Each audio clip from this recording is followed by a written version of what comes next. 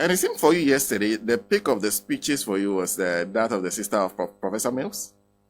Yes, because she brought out certain significant issues. For example, he clarified the issue of the family vis-a-vis the way a manner this government has, through their hireling Koku Anyidoho, has tried to virtually denigrate the family of Officer John Evans Atta Mills and bring the family's image into disrepute. She spelled it out, she narrated, she told everybody their family roots. She also told us certain secrets about Officer Mills we didn't know from his childhood. So those things are very, very important for us in these days. Because now let me ask you a question, simple question. Between you and I, who can better tell Ghanaians who your family is? I should be able to tell you who my family is.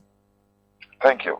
So why should it be Koku Anyidoho to tell Honorable Sami Atta Mills, Honorable Catman Atta Mills, Mrs. Kwashi, Kofi Atta Mills, the son, and all these people who their family is? No, I haven't raised that. Why should Koku Anyidoho be the one to tell Nana Akufo-Addo and the NPP government who the Atta Mills family is? Is he a member of the family? How far does he know the family? That a whole president and a whole government will sit down and allow Koku to mislead them to be dealing with people who are not the real family of Professor Mills. Simple. If the president so much wants to meet the family of Professor Mills, he has a brother in parliament. Why won't the president send for the brother so that the brother can indicate to him, this is our family? Why should it take Koku Anyidoho? As he finished showing people his family before going and taking upon himself the responsibility to show to the president and the country who Professor Mills' family is.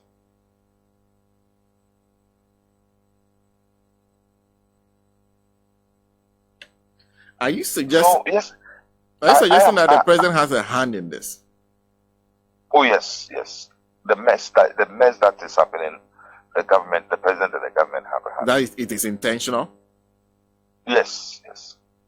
To denigrate the family and also cause confusion and continue to play the minds of people that the NDC doesn't care about Professor Mills.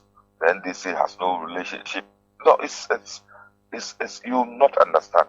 But it's the government. Because all this Koku is doing is the government that is supporting him. It's the government that is supporting him, the government that is leading him on. And are you able to tell for what reason that will be done? Koku. What the reason why Koku is doing that? For what reason the government will continue to finance, support him, permit him to do all this?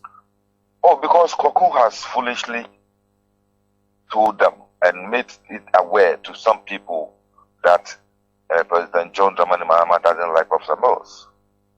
And he thinks by doing that, it will continue to inure to the benefit of his hirelings, the government in the central region as far as political fortunes are concerned. All that he's doing is to make people who love Professor Mills hate the NDC and John Dramani Mahama. That is his objective. Hate the NDC and John Dramani Mahama. So the target is former President Mahama? Yes, the target is President Mahama and the NDC. That's all. It's a political game they are playing. Unfortunately, they are playing it at the wrong time and with the wrong family, because Professor Mills come from a very respected, astute, firm, principled family, and they will not allow themselves to be dragged into this. They know what Pastor Mills contributed to the NDC. They know how much he loves the NDC. They know how much Pastor Mills loved John Dramani Mahama, and they know how much President Mahama respected and loved Pastor Mills. The question that a lot of my listeners and those who are watching us on Facebook are asking is, why does it look like the memorial heritage in the NDC seem powerless in this matter? Because of the government's hand in it. Because you see, if the government so value and the government is so principled, why would the government, having had an understanding with the heritage to organize this, also allow Koku, sponsor Koku, to do an activity at the same place for an ultra objective? Sena, if I understand what you are supposed to do, and Sena, I am in support of what you are doing, why would I set up a rival institution to also do the same thing you are doing at the same time that you are doing it for a different purpose? Why?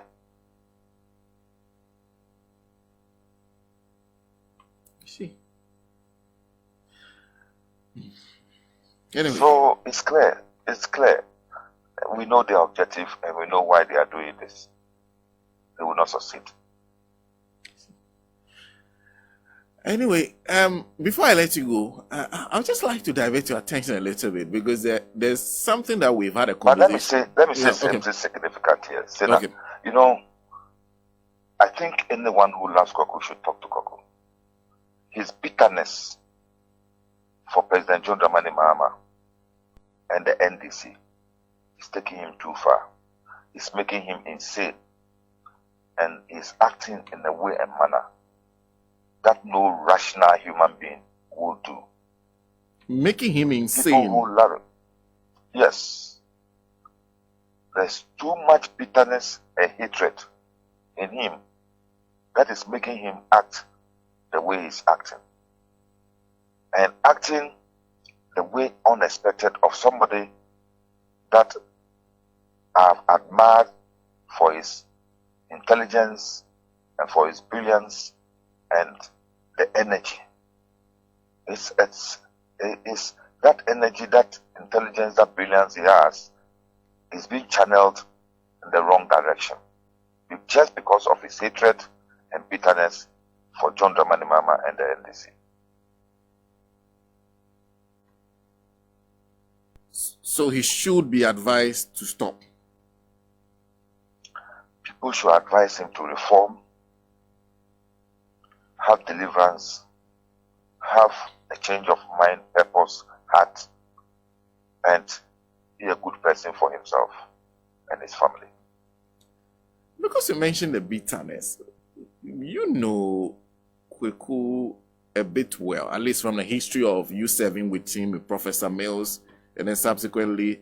I know him so well. We used to sit in the same studio where you are sitting. We used to work together. Okay. Having said that, where's the bitterness coming from?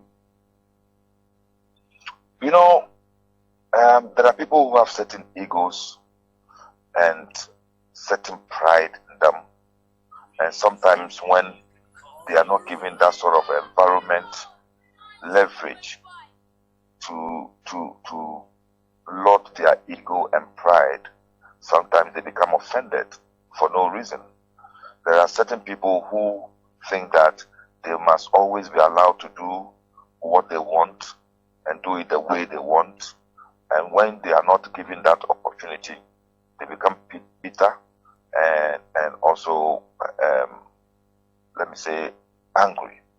There are people who think that in an environment they must be given that opportunity to dominate everybody and to prove as if they are better than all others. And when they don't get that opportunity, they become bitter. So all is about his ego, all is about his thinking that he's the best thing that ever happened to the NDC, and he's not been given that opportunity and that room and the environment. That sort of environment that he had, that he thought he got for himself during the time of Officer Mills, which on several times and several situations, some of us will have to come in and save him from being embarrassed and dismissed. He thought he could have it all the time and everywhere he goes. And because he's not getting that, I think it got into his head, and he thinks that it's rather the establishment or the environment that doesn't like him. So to you, is the shift of power that happened when Mills passed? Then all of a sudden he did not have that control. It's not a shift of power. We were all working together in the class. We were all working in the environment. You understand? Okay. It's like you working in a certain environment, and then all of a sudden, you being moved from one department to the other. Instead of you taking positive from that and developing yourself and improving upon yourself and still keeping your abilities in that admirable faction, you think that you are not being treated fairly, or you are not being given the sort of this thing you are looking for. So then you start taking it on everybody in the establishment. Let me give you an example. I was in GBC. Used to be at program operations. Then I was moved to sports. You understand? I tuned myself up to my new environment and worked until I left there. There are people who are employed in GBC as radio presenters. It gets to a time they are moved to television presentation. You change yourself, you develop, you adapt to your new environment and perform to your best ability. But there are some people who think that they can't adapt to change, they can't adapt to new situations, and they rather pick on individuals for no reason. And that's what I think he must grow up. Well, before we move on, before I let you go, I was going to ask you about this matter which we've discussed, the matter of the debate between former President Mahama and Dr. Mahmoud Bawumia. You clearly hold a position. Yes. I just wanted to ask your views of your leader in Parliament, Majority Leader, Afenyomakis, insisting that this must happen. You know something? Yesterday, my party chairman said something, and I want to repeat. The Bible says there are two people in this world that you don't debate, you don't argue with: a fool and a liar. You understand? Mm-hmm. The Bible says, do not argue, do not debate with a fool and a liar. It is clear. I cannot claim the vice president is of the first category, but it is clear that he is of the second category. He's a liar. Everybody knows in this country he's a liar. So why should John Dramani Mahama be debating him?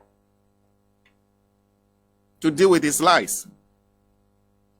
To take on his lies. Debate him to deal with his lies. Yes. Well, the Mama is a Christian, and the Bible says do not debate with a liar. So I don't think he should debate with a liar.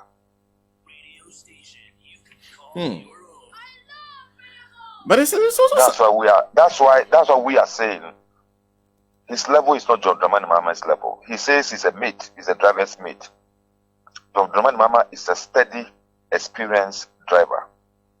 Why should an experienced driver, qualified driver, have a debate with a mate? Who will see the difference? His colleagues, his contemporaries are members of the finance committee who are also mates and also developing like him. Some of them even have been mates for several years. They are of the same status like him. We want him to debate them. Last time I was in your studio, Senna, I said something that for the sake of good governance, let the NPP assemble their best 11 in all areas. I think now it's even 16 areas, sectors of our economy and our national development. Let them assemble their best 16, and the NDC will assemble our best 16 and let's debate. It shouldn't be only the head, because the others should also be given opportunity to debate. So let's put it up. Their best in sports against the best in NDC sports. Their best in economy against the best in NDC economy. Their best in finance against the NDC's best in finance. Their best in social economy. And the NDC's best, like works and housing, like agric, like interior, defense, international security, foreign affairs, and diplomacy. Let their best come up against the NDC's best. After that, let the Ghanaians vote. Sectorial debates. Yes. That is what you are proposing instead of a presidential debate? Yes, that's what I'm proposing. Instead of president, let the IEA so-called interested in debate. Because it is not the only it's not only the president who is going to work. You understand? Nana Akufo-Addo told us that all the world's wisdom in economy and finance is in the head of Bawumia. What are we saying? But if there had been a debate and we have been able to interrogate, we will have known right from day one that Bawumia was empty. You understand? All this is ministers who have performed so poorly. If there had been a debate, sector by sector, we will have known from that time and from the inception that they are empty. I see. In the meantime, there is no way any one of them from top to bottom can perform better than us. How? None of them. I'm telling you. Tell me one person in NPP. You're saying that there's no one in a particular sector. Will prove better than any of our people. Tell me. I just mention one. One person who will do better than any person you filled. Just one. So you have no weakness in any field at all? I'm not saying we have no weakness.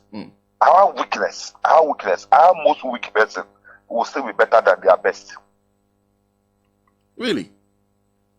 I'm telling you. That's a lot of confidence coming from Oromo Niland. I know you're a very confident person. It's performance. We've been in government before, and I saw how we performed. They have been in government, and we have seen how they performed. We are with them in parliament. We debate in parliament. We debate at the committee level. And I can tell you, there is none in their sector who is better than any of our people. I see. Well, let me conclude. Mention one. I said, if you like, they're the NPP now to give us 3 areas. Let's say foreign affairs, economic and finance, and maybe energy. They should bring their best 3, and let's bring our best 3. When we finish, they should bring their best 3 in agric, works and housing, local government. We will bring our best 3. When we finish, they will bring our best in sports, and we'll bring our best. And let's see. I see. Well, that's an interesting challenge to throw. But in the meantime, there's another challenge where you're asking Dr. Bawumia himself to turn up in parliament and be part of the debate. Is he allowed to do that? Oh, yes, because under our standing orders, our new standing orders, is permitted. That the vice president can join the debate? Yes, we can call anybody at all to come to parliament to engage in the debate. Really? He always come to parliament. It is only this year that he didn't follow Amin Anta to do the budget.